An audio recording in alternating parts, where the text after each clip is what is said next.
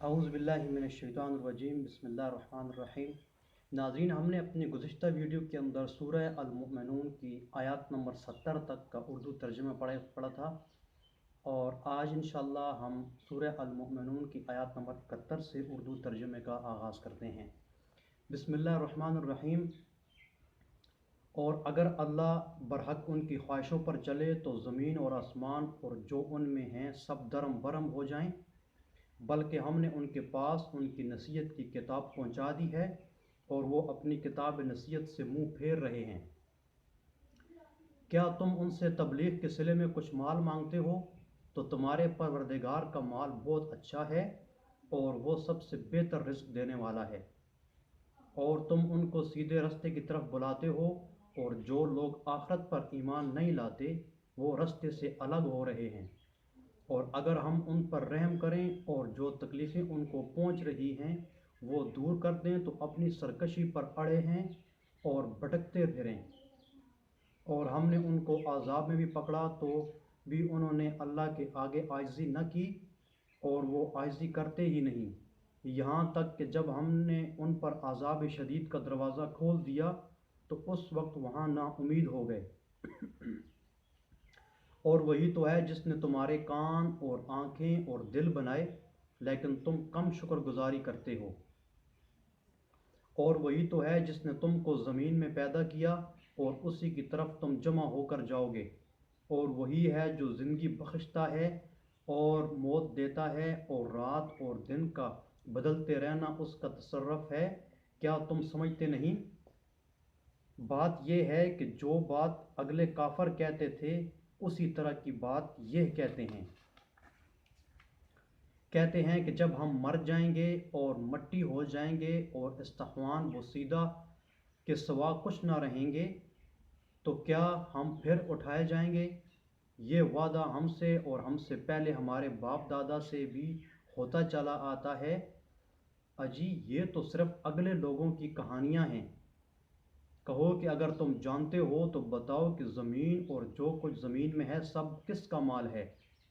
جھٹ بول اٹھیں گے کہ اللہ کا۔ کہو کہ پھر تم سوچتے کیوں نہیں؟ ان سے پوچھو کہ 7 آسمانوں کا مالک کون ہے اور عرش عظیم کا مالک کون ہے؟ بے ساختہ کہیں گے کہ یہ چیزیں اللہ ہی کی ہیں۔ کہو کہ پھر تم ڈرتے کیوں نہیں؟ کہو کہ اگر تم جانتے ہو تو بتاؤ کہ وہ کون ہے جس کے ہاتھ میں ہر چیز کی بادشاہی ہے، اور وہ پناہ دیتا ہے اور اس کے مقابل کوئی کسی کو پناہ نہیں دے سکتا۔ فوراً کہیں گے کہ ایسی بادشاہی تو اللہ ہی کی ہے۔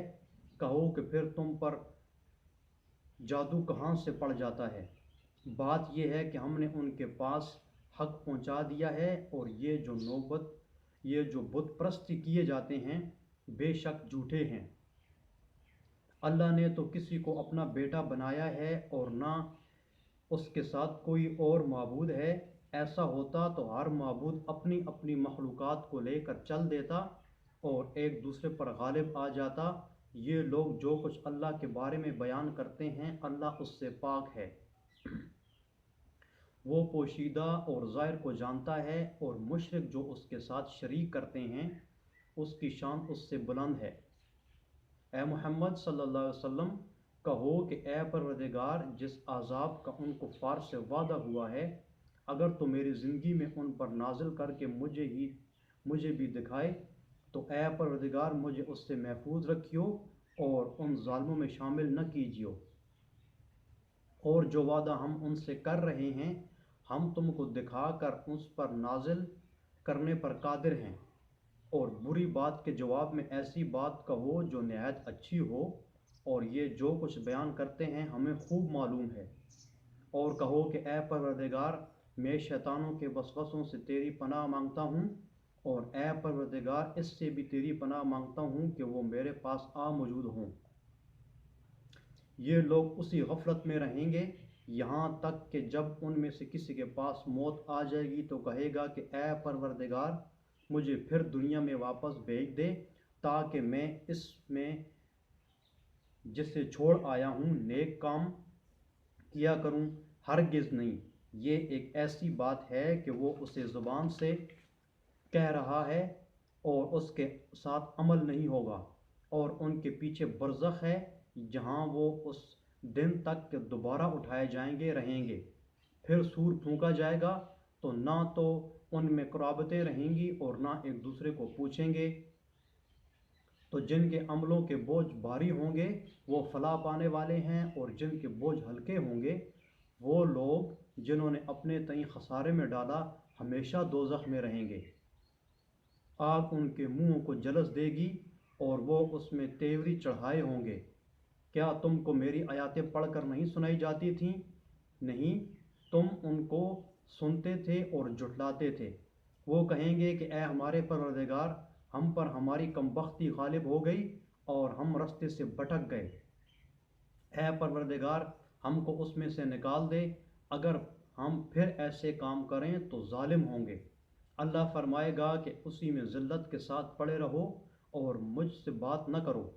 میرے بندوں میں ایک گروہ تھا جو دعا کیا کرتا تھا کہ اے ہمارے پروردگار، ہم ایمان لائے تو تو ہم کو بخش دے اور ہم پر رحم کر، اور تو سب سے بہتر رحم کرنے والا ہے۔ سو تم ان سے تمسخر کرتے رہے یہاں تک کہ ان کے پیچھے میری یاد بھی بھول گئے، اور تم ہمیشہ اس سے ہنسی کیا کرتے تھے۔ آج میں نے ان کو ان کے صبر کا بدلہ دیا کہ وہ کامیاب ہو گئے۔ اللہ پوچھے گا کہ تم زمین میں کتنے برس رہے؟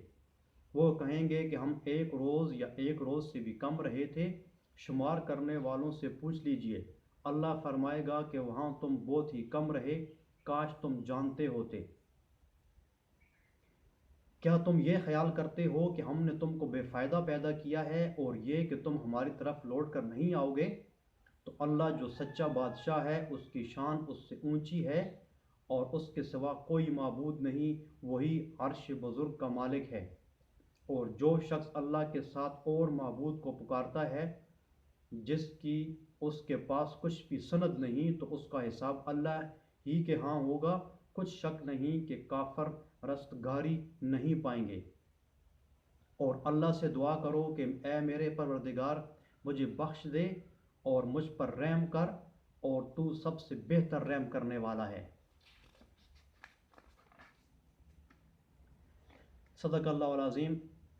الحمدللہ ناظرین، آج کی اس ویڈیو کے اندر ہم نے سورہ المؤمنون کی آیات نمبر 71 سے لے کر آیات نمبر 118 تک کا اردو ترجمہ پورا کر لیا ہے، اور اسی کے ساتھ اس سورت کا اختتام ہوا چاہتا ہے۔ انشاءاللہ ہم اپنی اگلی ویڈیو میں سورہ النور کا اردو ترجمہ شروع کریں گے۔ اللہ تعالی ہمیں قرآن پاک کو پڑھنے، سمجھنے اور اس کے مطابق اپنی زندگی گزارنے کی توفیق نصیب عطا فرمائے۔ السلام علیکم ورحمۃ اللہ وبرکاتہ۔